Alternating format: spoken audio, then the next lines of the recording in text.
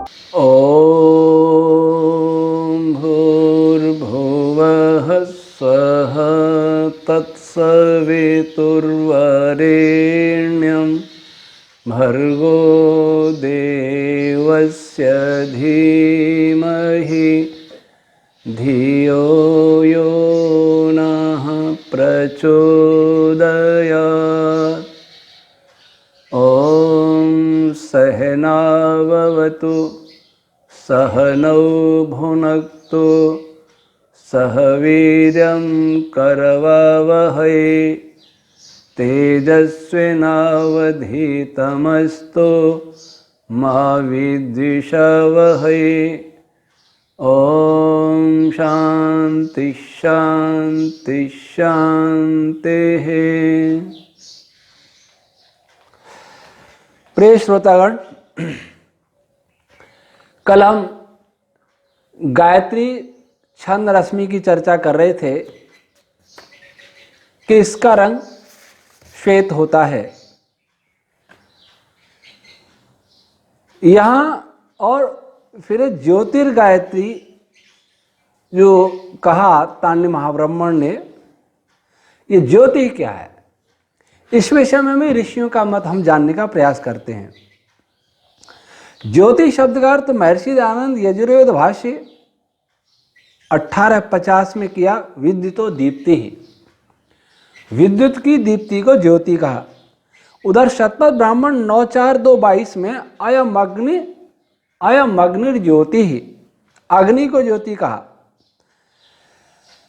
ऐतरेय ब्राह्मण इसी ग्रंथ में 4:15 और काठक संहिता 33:3 में अयम वै भू लोको ज्योति ही। ऐतरेय ब्राह्मण 4:10 में, इसी ग्रंथ के 4:10 में असौ सूर्य वाव ज्योति ही। जैमिनी ब्राह्मण 2:166 में इदम एव अंतरिक्षम ज्योति ही। काठक संहिता 31:11 में ज्योतिर्वै यज्ञ। अनेक ज्योति शब्द अनेक अर्थों में प्रयुक्त हुआ, अनेक संदर्भों में आया है। तो इससे स्पष्ट है कि इस सृष्टि में जहां भी विद्युत है, अग्नि से ऊष्मा है, प्रकाश है, संयोग वियोग का व्यवहार है, वहां सर्वत्र गायत्री छंद रश्मि अवश्य होती है। कोई भी प्रकार की गायत्री हो सकती है। पार्टिकल्स का कोई भी संयोग हो रहा हो, कहीं भी प्रकाश हो, कहीं भी हीट हो, विद्युत आवेश हो, वहां गायत्री छंद रश्मि, कोई न कोई गायत्री छंद रश्मि अवश्य होती है। और एक नहीं होती, और भी बहुत सारी होती है, लेकिन गायत्री अवश्य होती है। इसकी प्रधानता, ये पृथ्वी आदि जो अप्रकाशित लोक हैं और एलिमेंट्री पार्टिकल्स हैं, इनमें गायत्री छंद रश्मियों की प्रधानता होती है। और आकाश स्पेस में, तारों के अंदर, फोटोन के अंदर भी इनकी अनिवार्य विद्यमानता होती है। एलिमेंट्री पार्टिकल में प्रधानता होती है और पृथ्वी आदि लोग, ग्रह, उपग्रह, उल्कापिंड आदि में भी इनकी प्रधानता होती है। और फोटोन और तारों में, स्पेस में भी इनकी अनिवार्यता होती है।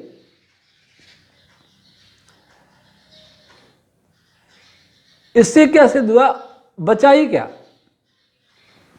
स्पेस आ गया, तेजस्वी लोक आ गए, तारे आदि,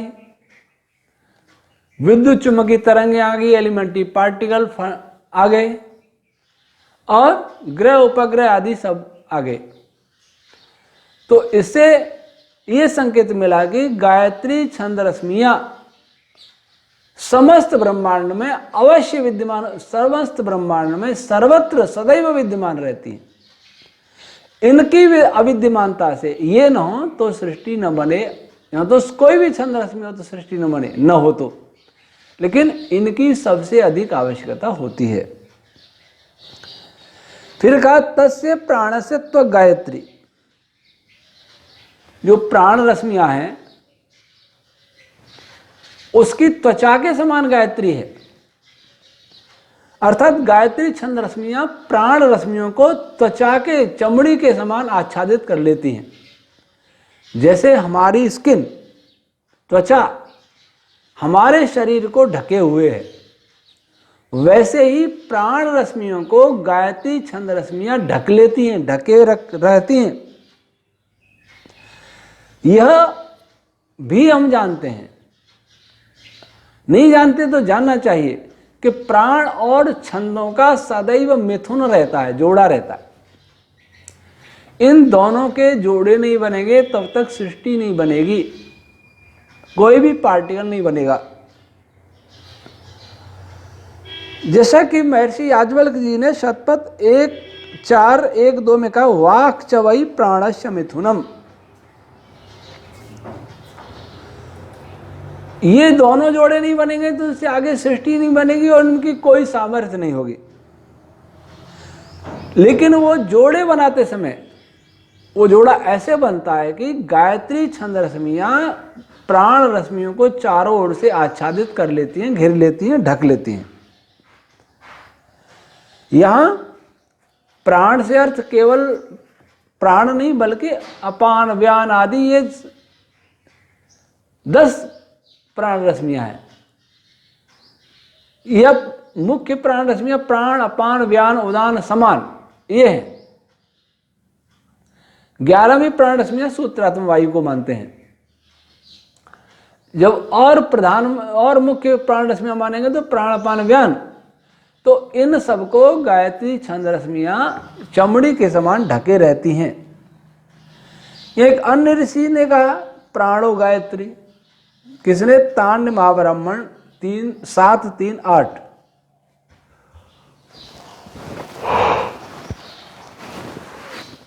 ऐसा क्यों कहा? इसके कहने से ये और संकेत मिला कि वैसे तो सभी प्राण रश्मियों को गायत्री छंद रश्मियां ढक लेती हैं, लेकिन प्राण रश्मि को का साथ इनका संबंध विशेष होता है, इसलिए कहा प्राणो गायत्री। जो ये सोचते हैं रश्मि रश्मि क्या है वो हम पहले बता चुके हैं। जैसे पानी में लहरें, अनेक लहरें उठ रही हैं। कभी किसी समुद्र के पास जाकर के किनारे पर खड़े हों और देखें लहरें कैसे बनती हैं, किसी तालाब में देखें लहरों के अंदर लहरें, लहरों के अंदर एक बड़ी लहर आ गई सबको ढक लेगी, फिर आगे बढ़ जाएगी, तो सारे मनस्तत्व में ये लहरें उत्पन्न हो रही हैं। कोई ये भी कहेगा कि पानी का, समुद्र का तो एक तल है, किनारा है, क्या मनस्तत्व का भी कोई किनारा है? मनस्तत्व का भी किनारा होता है, लेकिन ये अंदर लहरें उत्पन्न हो रही हैं। 3D में कैसे होंगी?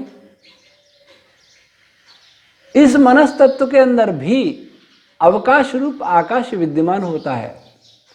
इस मनस्तत्व के अंदर भी मनस्तत्व से सूक्ष्म परंतु प्रकृति से स्थूल मैथ तत्व विद्यमान होता है। इसलिए मनस्तत्व को सर्वथा एक पदार्थ नहीं माना जा सकता, उसमें ही कंपन होता है, उसमें ही लहरें उत्पन्न होती हैं। जैसे समुद्र के अंदर भी धाराएं चलती हैं, वैसे ये धाराएं चल रही हैं, लहरें चल रही हैं अंदर।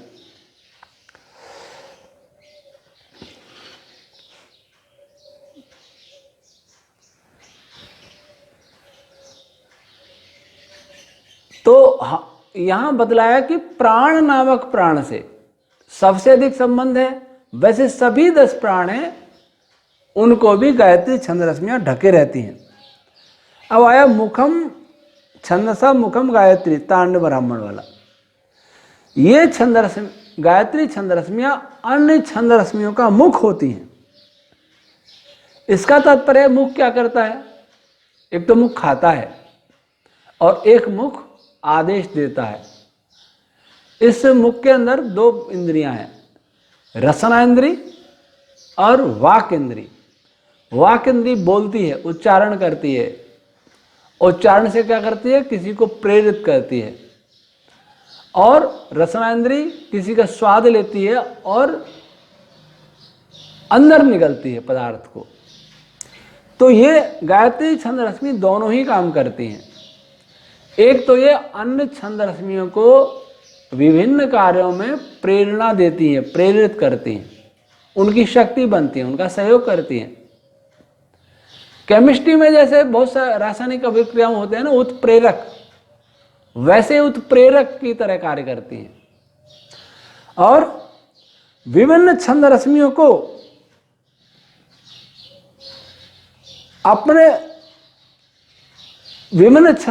को अपने साथ मिला भी लेती हैं। और मुख शरीर में सबसे श्रेष्ठ अंग मुख ही होता है, इसलिए उस उपमा से ये गायत्री छंद रश्मियां अन्य छंद रश्मियों से श्रेष्ठ होती हैं। श्रेष्ठ का अर्थ है बल में भी श्रेष्ठ हैं, गति में भी श्रेष्ठ हैं, और प्रधानता भी सबसे ज्यादा इनकी होती है, इसलिए इनको मुख रूप कहा है। वीर्यम गायत्री, ये रश्मियां सृष्टि का वीर रूप है। क्यों वीर रूप है? क्योंकि यही उस मनस्तत्व में अन्य छंद रश्मियों की उत्पत्ति के लिए बीज वपन का कार्य करती हैं। यही बीज बोती हैं, सृष्टि बनाने के ही बीज बोती हैं, अर्थात संयोग प्रक्रिया को, विकार के बढ़ाने की प्रक्रिया को यही एक्टिवेट ज्यादा करती हैं, इसलिए वीर रूप है। और यह गायत्री समिद्धानि यानी छंदांसि समिंधे, ये जो गायत्री रश्मियां हैं ये अच्छी प्रकाश, मतलब ये प्रकाशित होती हैं, इनमें प्रकाश होता है, और ये दूसरी छंद रश्मियों को भी प्रकाशित करती हैं। इससे ये समझना भूल होगी कि गायत्री छंद रश्मियों के प्रकाश को हम देख सकते हैं, ये हम पहले भी चर्चा कर चुके हैं। अभी हम उस प्रकाश की बात करते हैं जहां फोटोन भी नहीं है, और फोटोन भी दिखता नहीं है। फोटोन किसी को दिखाता है, स्वयं नहीं दिखता, तो अभी फोटोन नहीं बना है। फोटोन से पहले का जो अदृश्य प्रकाश है उसकी चर्चा यहां की जा रही है। तो ये स्वयं प्रकाशित होती हैं और दूसरी छंद रश्मियों को भी प्रकाशित करने में सहायक होती हैं। अब वाग वही गायत्री, इसको वाग क्यों कहा? जबकि सभी छंद रश्मियां वाग रूपी हैं, सभी छंद रूप हैं, सभी छंदों को वाक ही कहा है, लेकिन इसको वाक क्यों कहा? विशेष रूप से क्यों कहा?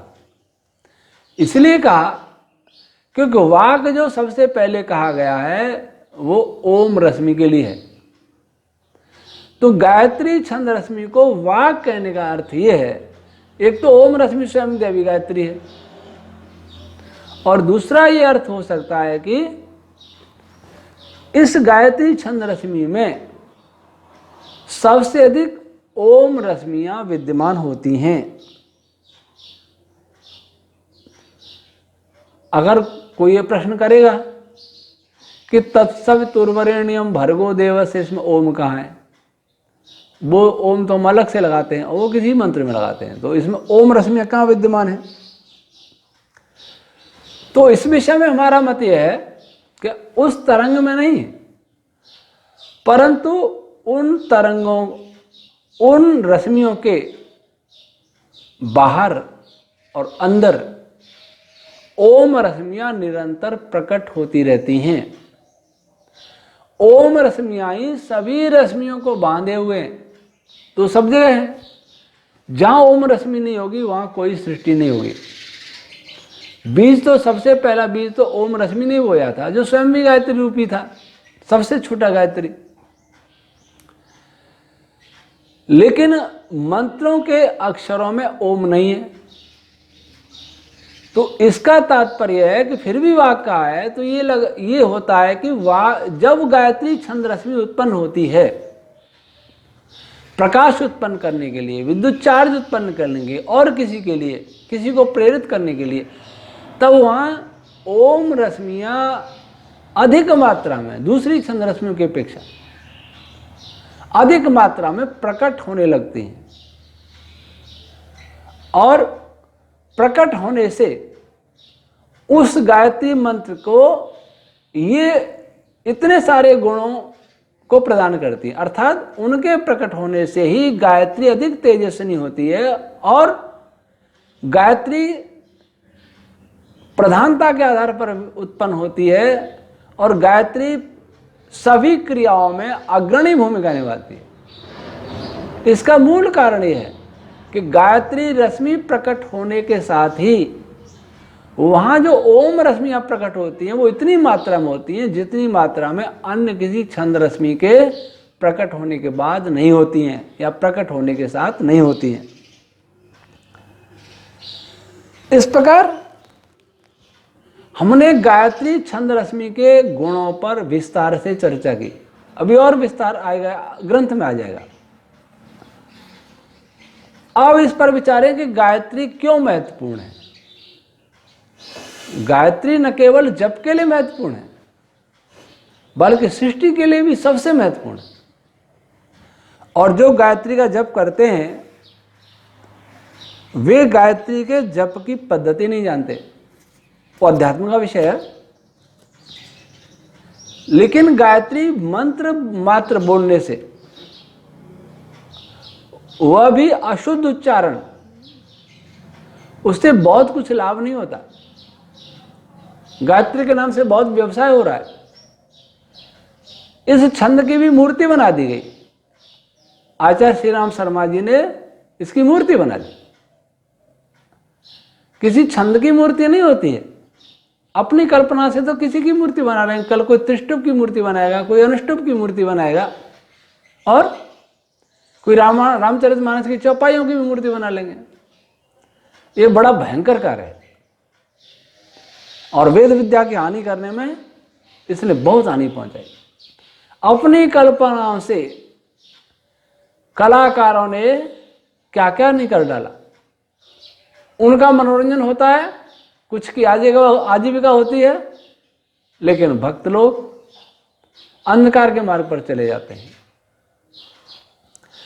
अस्तु, अब कुछ और महत्वपूर्ण बातों की चर्चा करते हैं जो आचार्य पिंगल ने अपने छंद शास्त्र में की हैं। उन्होंने छंद रश्मियों का देवता भी बताया है कि किस छंद रश्मि का देवता सबसे ज्यादा कौन होता है। छंद रश्मि का स्वर भी बताया है, छंद रश्मि का गोत्र भी बताया। पहले तो रंग बताया था, अब तीन चीजें और बताई, स्वर, देवता और गोत्र। तो छंद शास्त्र 3:63 में लिखा, अग्नि सविता सोमो बृहस्पति मित्र वरुण विंद्रो विश्वे देवा देवता। यहां गायत्री का देवता है अग्नि, उष्णिक का सविता, अनुष्ठ का सोम, पंक्ति का बृहस्पति, त्रिष्ट का मित्र वरुण, बृहति का है अग्नि है गायत्री का, उष्णिक का है ये सविता, फिर अनुष्टुप का सोम, बृहति का बृहस्पति और पंक्ति का मित्र वरुण, त्रिष्टुप का इंद्र और जगति का विश्व देवा। एक एक छंद के एक एक देवता हो गए। वैसे ऐसा नहीं कि वेद संहिताओं में देखेंगे तो इसके अतिरिक्त देवता नहीं है, अतिरिक्त भी देवता हैं, लेकिन आचार्य पिंगल के कहने का यह तात्पर्य है कि अधिकांश देखेंगे तो यही देवता होते हैं जो आचार्य पिंगल ने दिए हैं। देवता क्या होता है? देवता वह है जो किसी मंत्र का विषय होता है और सृष्टि प्रक्रिया में उस मंत्र से सबसे अधिक क्या प्रभाव उत्पन्न होता है, सार रूप में क्या प्रभाव उत्पन्न होता है, वह देवता कहलाता है। उसकी चर्चा बाद में आएगी। तो देवता ने सिद्ध की। अब देखिए स्वर, हर छंद को अलग अलग स्वरों में, निश्चित स्वरों में ही गाया जाता है। गायत्री को षड्ज स्वर में गाया जाता है। तो छंद शास्त्र, पिंगल छंद शास्त्र 364 में लिखा स्वराह षड्जर्षव गांधार मध्यम पंचव धैवत निषादाः। गायत्री को षड्ज स्वर में गाना, उष्णिक को ऋषभ, आगे गंधार, मध्यम, पंचम, धैवत और निषाद, ये भी 7 स्वर हो गए। अब इनका गोत्र, अब गायत्री आदि जो छंद है इनका गोत्र भी बताया। गायत्री को आग्नवेश्य, अगले का काश्यप, फिर अगले का गौतम, फिर अगले का अंगिरस, फिर अगले का भार्गव, फिर अगले का कौशिक, फिर आगे का वासिष्ठ। अब छंद केवल गाने के लिए होता है तो उनके गोत्र कहां से आ गए, इसका क्या अर्थ है? ये तो ऋषियों के नाम दिखाई दे रहे हैं। वासिष्ठ, वशिष्ठ का बेटा, भृगु का बेटा, कुशिक का बेटा, कुश का बेटा, कौशिक तो विश्वामित्र को कहते थे। तो ये गोत्र कहां से आ गए? ये गोत्र क्या है? गोत्र ये बताते हैं कि गायत्री छंद रश्मि किस पदार्थ से उत्पन्न हुई है, ये बता रहे। गायत्री या कोई भी छंद रश्मि, गोत्र भी यही बताता है कि वो कौन किससे उत्पन्न हुआ है। वैसे जड़ पदार्थों में भी जो कारण पदार्थ है वो गोत्र नाम से जाना जाता है। अब गायत्री छंद के बारे में विचार करें। गायत्री का देवता प्राय अग्नि होने से इसका देवता इन्होंने अग्नि बताया, और इसके कारण अग्नि का अर्थ विद्युत भी है, अग्नि का अर्थ ऊष्मा भी है, अग्नि का अर्थ प्रकाश भी है। तो अग्नि, ऊष्मा, प्रकाश, विद्युत, इनकी उत्पत्ति में गायत्री मंत्र की भूमिका है, इसलिए इनका देवता अग्नि माना है। गोत्र अग्निवेश भी यह संकेत दे रहा है कि गायत्री रश्मियां विद्युत अग्नि के उत्पादक और धारक अवस्था को उत्पन्न करती हैं। पदार्थ की वह अवस्था जिसमें विद्युत है, इलेक्ट्रिसिटी है, इलेक्ट्रिक चार्ज है, जिसमें हीट है, जिसमें लाइट है, ऐसी अवस्था उत्पन्न हो रही है, उसमें गायत्री की भूमिका, इसलिए इसका गोत्र माना आग्निवेश्य, अग्निवेश से उत्पन्न, अग्नि प्रविष्ट कराने वाला। अग्नि है जिसमें प्रविष्ट हुआ अग्निवेश, उस अवस्था को पैदा करने वाला गायत्री, या उस अवस्था से में उत्पन्न गायत्री, या उस अवस्था की धारक गायत्री। और गायत्री मंत्र को षड्ज स्वर में वेद पाठी गाते हैं। यहां वेद पाठ की महत्ता प्रतिपादित होती है। मैं तो वेद पाठ नहीं जानता, लेकिन जो परंपरागत वेद पाठी हैं वे इसे इस स्वर में गाते हैं, और यही मूल स्वर है, इसी में गाया जाना चाहिए। अन्यथा यूं तो बोलते कोई भी कुछ बोल लेता है, लेकिन परंपरागत जो वेद पाठी हैं वो जिस प्रकार से वेद पाठ करते हैं उसी प्रकार से वेद पाठ इस ब्रह्मांड में हो रहा है। तो जब हमारे कार्य को कभी इस पर टेक्नोलॉजी बनेगी, इसको प्रायोगिक रूप से संसार में लाया जाएगा, तो संसार को वेद पाठी ब्राह्मणों की नितांत आवश्यकता होगी। इसलिए जो वेद पाठी परिवार हैं और आज के परिवेश में जिन्हें वेद पाठ नीरस प्रतीत हो रहा है, जिसका महत्व तो दुर्भाग्य से संसार में नहीं भारत में भी कम होता जा रहा है, उन वेद पाठी ब्राह्मणों का उपहास किया जाता है, उनको अनपढ़ मूर्ख माना जाता है, रूढ़िवादी माना जाता है। मैं उनको आश्वस्त करना चाहता हूं, मैं उनसे आग्रह करता हूं कि वे अपने अंदर स्वाभिमान बनाए रखें, इस वेद पाठ की परंपरा को मिटने न दें। जो भी जानते हैं और जो नहीं जानते वो सीखने का प्रयास करें, जो जानते हैं उनसे सीखें, लेकिन प्रामाणिक वेद पाठी से सीखें, अप्रामाणिक से नहीं। वेद पाठ में उदात्त अनुदात स्वरित को हस्तचालन आदि से संकेतित किया जाता है।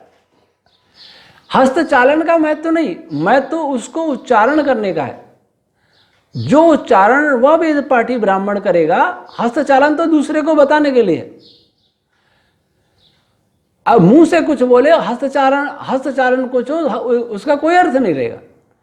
तो जो वेद पाठी ब्राह्मण बोल रहा है वही वेद पाठ पश्चंती अवस्था में ब्रह्मांड में गूंज रहे।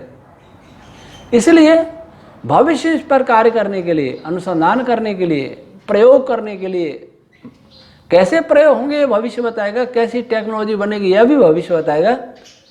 लेकिन उस समय वेद पाठी ब्राह्मण याद आएंगे।